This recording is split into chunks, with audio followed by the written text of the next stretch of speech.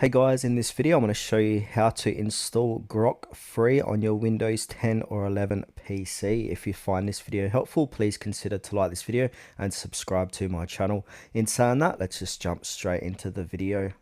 Alright, so I'm over at grok.com. It doesn't matter if I'm signed in or signed out. So now in order to install Grok onto your computer, if we have a look at the URL section, so we've got grok.com on the far right, it's going to have a little Windows with a download button saying install Grok. So go ahead and click onto that. I am using Google Chrome for this. So it'll say install app grok.com. So click on install.